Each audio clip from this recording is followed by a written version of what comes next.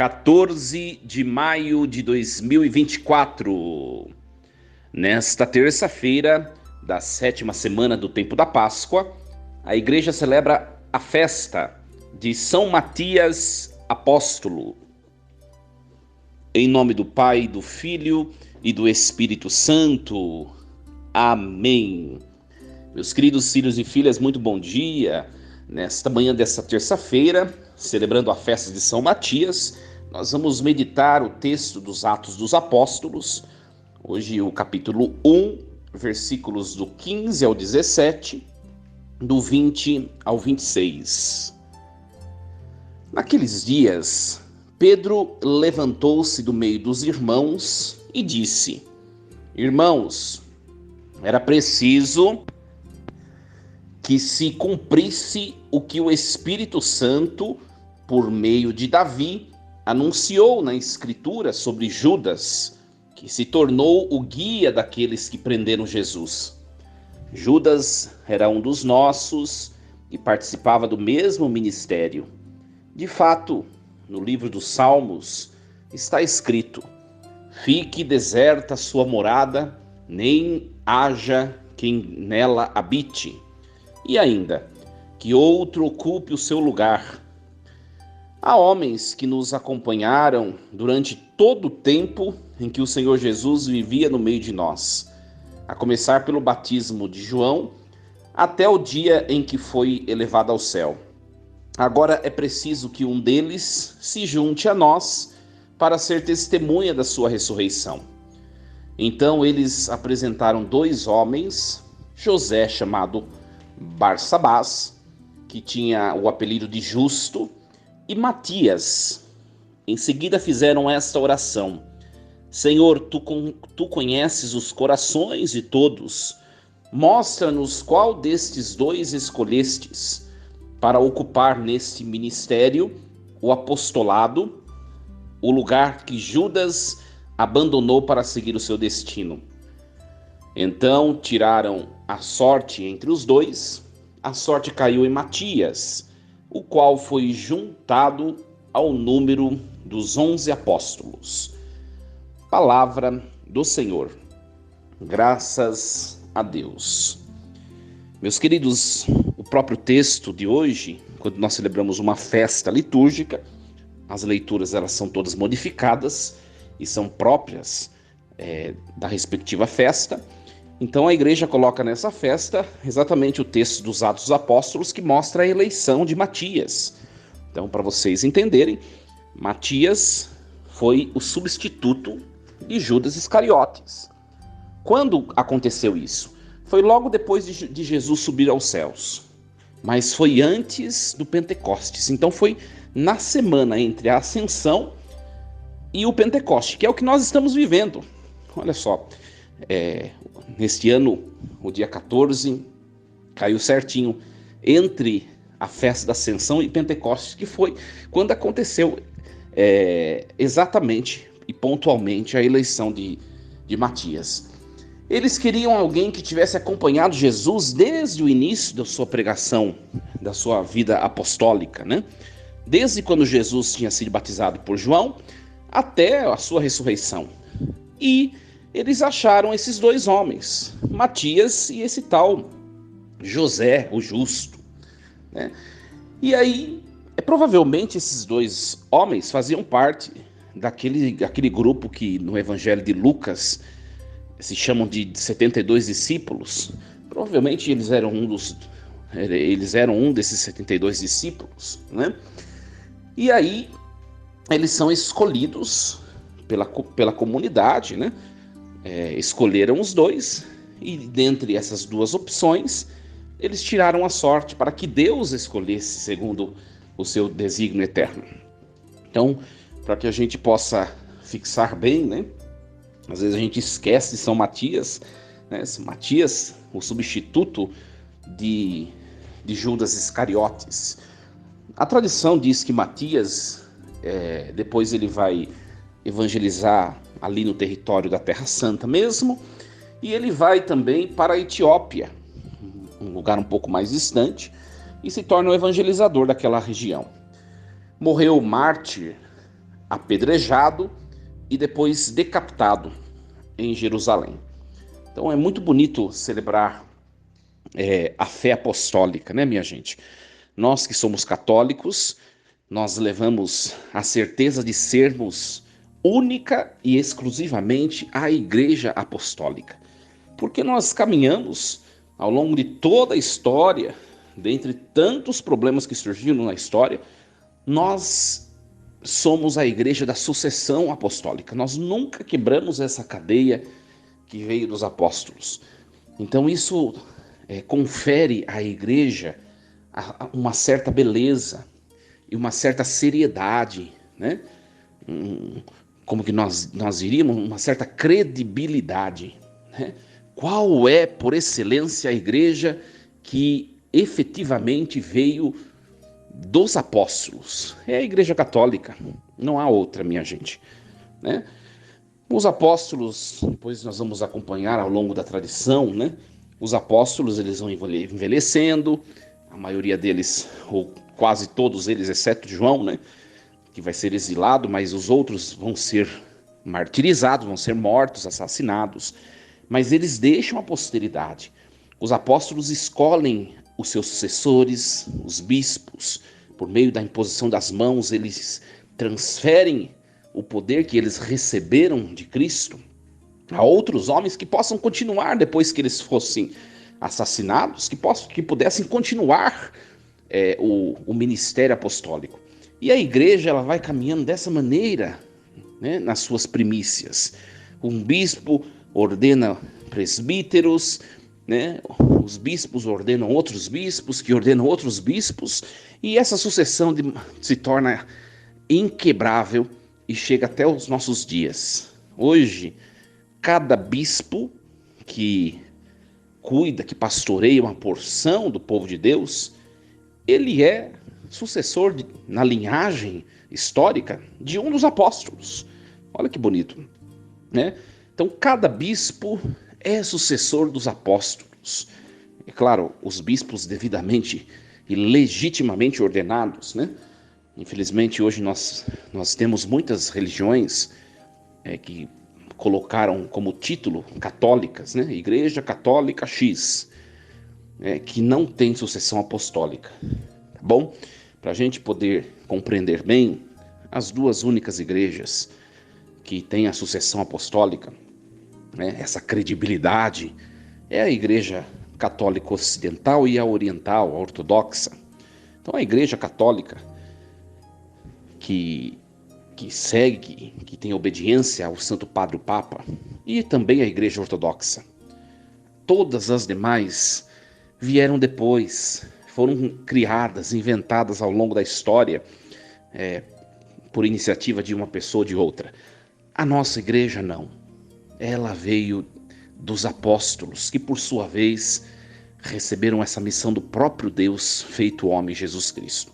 Então, hoje celebrar a missão de São Matias também é motivo de alegria para nós, por congregarmos uma igreja cheia de apostolicidade.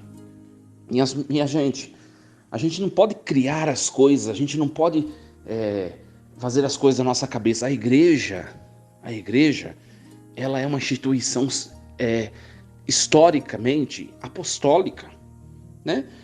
Tem muita gente que critica a igreja, por exemplo, a igreja é muito obsoleta, né? Precisa se modernizar. Sim, no jeito de evangelizar, a igreja precisa, às pressas, alcançar esses eventos de progressão tecnológica, por exemplo, o seu modo de evangelizar. Isso aconteceu de maneira muito surpreendente com a pandemia, né? Nós vimos até a pandemia que a tecnologia estava caminhando e a igreja estava lá atrás. E depois a pandemia obrigou a igreja em todo o mundo a apelar, né, pelos recursos tecnológicos. Isso é bom, isso não é desagradável ao coração e aos olhos de Deus. Acontece que as pessoas, elas não criticam a igreja por ser obsoleta somente nas ferramentas, na técnica, no modo de falar. As pessoas hoje em dia querem mudar o conteúdo do que é falado. E isso a igreja não vai fazer nunca. Nunca, minha gente. Sabe por quê? Porque o conteúdo do que é anunciado, ele veio de Deus e Deus não muda. Se Deus não muda, o que Deus fala, a sua palavra, também não muda. Então há uma grande diferença entre se modernizar, se atualizar no jeito de se expressar o evangelho. Há uma diferença entre atualizar isso e atualizar o conteúdo do anúncio.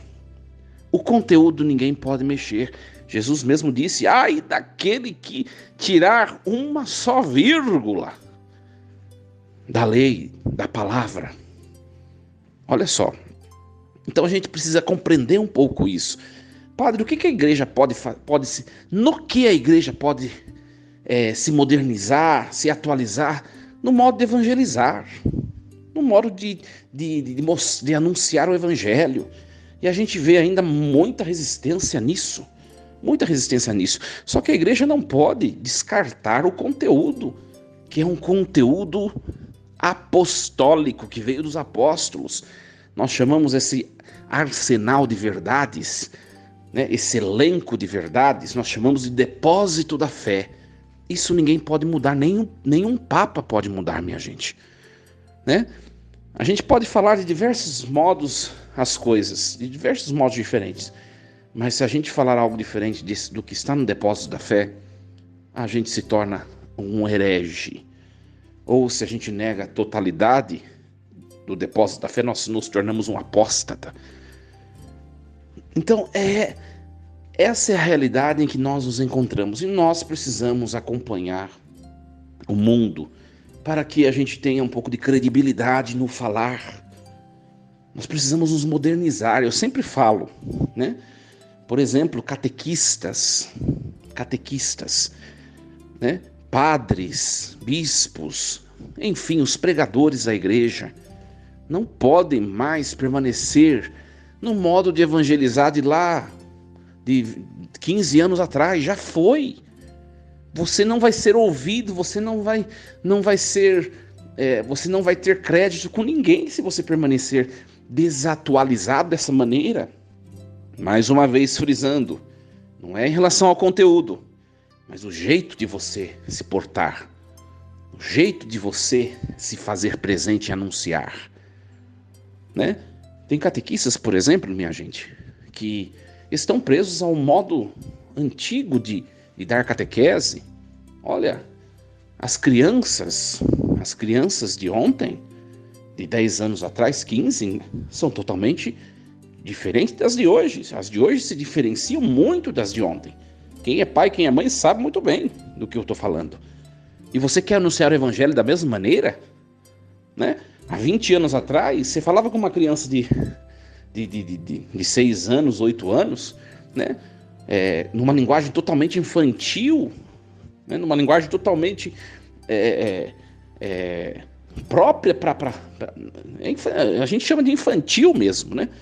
Hoje você vai usar essa mesma linguagem com uma criança da mesma idade que eu me referi, a criança vai achar você um peso, né? A criança vai achar você ridículo, né? E a igreja, ela precisa se modernizar no ato de evangelizar, né? Essa semana eu conferi o rito de admissão, que é uma das etapas do processo catequético, do processo catecumenal, e eu fui ver o ritual, né, de admissão para crianças, a linguagem totalmente desatualizada, né? Quando você pergunta para um adulto nesse ritual, o que vocês vieram buscar? O adulto vai dizer, viemos buscar a fé. E o que a fé vai conferir a vocês? A vida eterna. Bonito, sério, uma linguagem madura. Agora o ritual da criança, o que vocês vieram buscar? Né? Nós queremos ser amigos de Jesus. Minha gente, uma criança em idade de catequese, hoje em dia, infelizmente, ela não está mais gozando dessa linguagem, vamos dizer assim, pura, que já o ritual previa quando foi escrito. A gente precisa atualizar, né? Se eu fizer as crianças responderem dessa maneira, elas vão falar, nossa, que babaquice, né? Um exemplo para vocês. A igreja, é claro que a igreja é uma instituição muito grande, minha gente, né? Dar passos na atualização da linguagem de evangelizar são coisas bastante desafiadoras, não é simples. Por exemplo, você vê o Missal Romano Novo que o Brasil já está atrasado, isso aí já foi publicado faz tempo. Agora que traduzimos e parece que a Santa Sé já está pensando em mudar de novo e nós agora que publicamos a tradução que já foi em todo o resto dos países, já tinha feito já há anos atrás. É tudo muito lento, mas nós, na nossa prática pastoral, você que está me escutando, você pode dar passos, só não seja indevido, só não jogue, como diz o ditado, não jogue a criança com água suja fora. Às vezes a gente também quer modernizar muito e a gente compromete a verdade do evangelho. Cuidado, catequista, cuidado, pregador. E nós vemos também os padres, né? É claro que essa mensagem que eu estou gravando, essa mensagem é destinada a vocês que são irmãos, paroquianos, leigos, amigos, não sacerdotes, né? Mas partilhando com vocês, tem muitos sacerdotes que ainda são obsoletos, né? No jeito de evangelizar. São muito ríspidos, são muito incisivos em algumas situações que hoje em dia a gente precisa repensar. A gente precisa repensar. Só que é de cada um, né, minha gente? Né? Você, não sei de onde você é, de onde você veio, na sua paróquia, como que é o seu pároco. Pode ser que seja um desses padres que não se atualizaram no jeito de evangelizar, não buscaram progredir no modo de anunciar o evangelho, no estudo. Mas você também precisa respeitá-lo, acolhê-lo e rezar por ele. Então, celebrando o apóstolo São Matias, que possa ser, meus queridos, hoje uma reflexão para nós. Eu falo de Jesus do jeito que convence, porque também a gente, às vezes, a gente entrega essa responsabilidade somente aos sacerdotes, aos diáconos, aos catequistas, aos pregadores da igreja. E às vezes a gente acha que a gente não é responsável por evangelizar. Olha, todo mundo é responsável. Mesmo que não seja de um jeito coletivo, mas seja de um jeito indireto, nas nossas amizades, nos nossos ambientes, nós somos convidados a ser sinais da verdade. Nós estamos fazendo isso da melhor maneira? Para a gente pensar um pouco, né? Às vezes eu estava escutando esses dias atrás aquela leitura de São Paulo, né? Que ele fala assim: com os judeus eu me fiz judeus, para ganhar alguns judeus, né? Com os que caminhavam acirradamente sob a lei, eu me fiz como eles, que caminhavam acirradamente junto da lei, para ganhá-los. Com os que caminhavam sem a lei, eu me fiz também como se eu não tivesse a lei, mas eu a tinha dentro de mim, né? Com os fracos eu me fiz fracos, né? Vocês lembram esse texto, né? A primeira carta de São Paulo aos Coríntios, capítulo 9. E eu fiquei pensando muito nessa passagem esses dias. Por quê? Como eu nunca tinha pensado, a gente já escuta esse texto há muito tempo, né? No fundo, São Paulo, ele fez o quê? Para ele ganhar as pessoas para Cristo, ele se modelava na onde ele estava. Ele se modelava no jeito que as pessoas viviam. É claro que dentro dele ele tinha aqueles valores, ele tinha a verdade, ele tinha Jesus Cristo dentro dele, que era inegociável, que ele não podia deixar aquilo morrer. Mas para ganhar judeus, ele diz nesse texto, ele se fez como judeu. E de fato ele era, né? Para ganhar pagãos, é como se ele tivesse feito pagão. Mas ele não era, ele sabia que ele não era. Então, essa leitura me fez pensar esses dias, claro, o meu jeito de evangelizar. Porque às vezes a gente se coloca numa estatura, minha gente, né? Até mesmo de santidade que a gente não tem, e a gente coloca os outros abaixo da gente. A gente nunca vai levar ninguém para Jesus desse jeito. Enquanto a gente não se fizer parceiro, próximo, na mesma estatura, na mesma dignidade e necessidade de Deus do que o outro, a gente não vai conseguir ganhar o outro. Nós precisamos parar de tentar evangelizar do modo antigo, que é você se colocar como mestre e achar que as pessoas se colocam como discípulos e vão seguir o que você está dizendo. Não. Hoje em dia está difícil essa forma funcionar. Vocês têm que se colocar não acima do outro, mas ao lado do outro. Parceiro. Eu tive uma experiência partilhando com vocês, nem sei se eu devia partilhar isso na reflexão, mas é uma experiência boba, né? Outro dia eu rezei a missa na minha paróquia, era um sábado, né? Vou contar rapidinho porque o tempo já delonga. Era um sábado, rezei a missa da noite, 19 horas, e depois da missa nós fomos num restaurante, num meio barzinho, assim, mais ou menos. Eu fui com um casal de amigos, né? Inclusive ele é professor onde eu faço academia, eu o conheci lá, e por meio dele eu conheci a esposa dele. Inclusive rezei o casamento deles algumas semanas atrás, né? Mas isso é um detalhe irrelevante. Daí nós fomos nesse barzinho, nesse restaurante, e estávamos lá. Eu estava de calça e camisa clerical, né? Como eu sempre procuro ir celebrar, ou de camisa, calça clerical, ou de batina, né? Tanto faz. Aí eu estava de calça e camisa clerical, e foi assim, no restaurante. Eu não vejo problema nenhum, né? Quem me conhece sabe que, para mim, estar na igreja ou não, ou estar em outro lugar, nós continuamos sendo padres do mesmo jeito, não é verdade? E eu penso dessa maneira. E fomos lá, tudo. A gente estava comendo, tomando chopp, né? Que era uma cervejaria, choperia, né? E veio um homem do nada e falou assim: Padre, obrigado pelo Senhor estar aqui conosco. Obrigado. Simplesmente o Senhor é padre e está aqui junto de nós, no meio de nós, como tanto quanto nós aqui estamos, para festejar, para espairecer a cabeça. E obrigado por o Senhor estar aqui no meio de nós. Eu fiquei sem jeito, na hora que o moço falou, era um senhor, na verdade.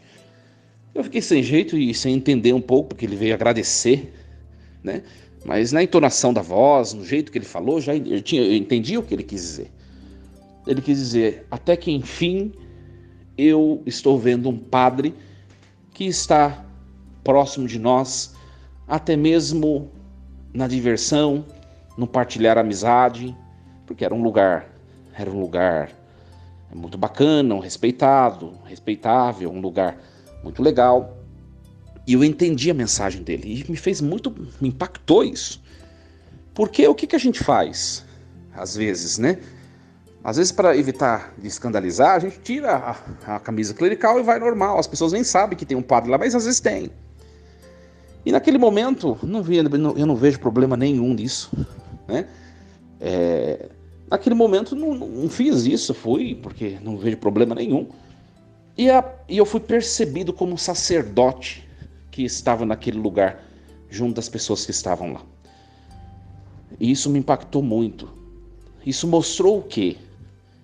Que a igreja não é uma instituição meramente moralista, em que impõe sobre as pessoas, de maneira moralista, preceitos e regras de conduta que ninguém consegue viver e que não leva ninguém a lugar nenhum.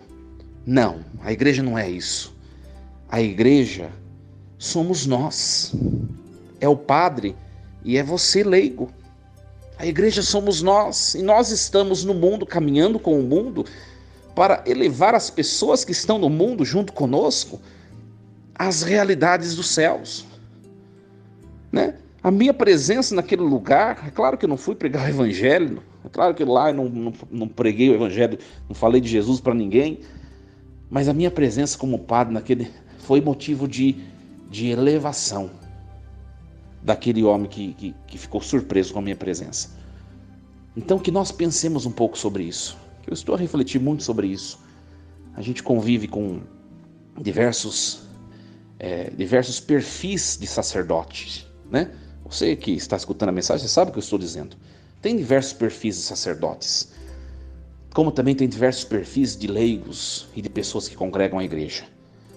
A gente precisa encontrar o nosso lugar de modo que a gente reflita a pessoa de Jesus Cristo. Eu preciso refletir Jesus por meio do meu ministério sacerdotal. Você que está escutando e que é leigo, precisa refletir Jesus no mundo como um leigo que é casado, ou como um leigo que é solteiro, ou como um leigo que entrega a sua vida na sua profissão, que se consagra, tem sua profissão como um sacerdócio. Você e eu, nós precisamos simplesmente mostrar Jesus Cristo.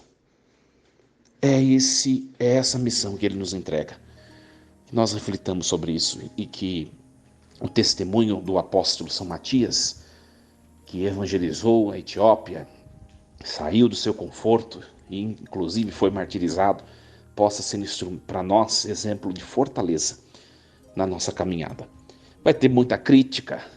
Matias foi assassinado, minha gente, repetindo, ele foi martirizado. Vai ter muita crítica, vai ter muita fofoca, vai ter muita gente tacando pedras, mas simplesmente pensemos assim: eu preciso falar de Jesus, até mesmo sem abrir a boca. No meu jeito de ser, no meu jeito de estar presente, onde Deus assim me chama a estar presente. Força e coragem. Em nome do Pai, e do Filho, e do Espírito Santo. Amém. E lembremos-nos sempre, Deus está no comando de tudo.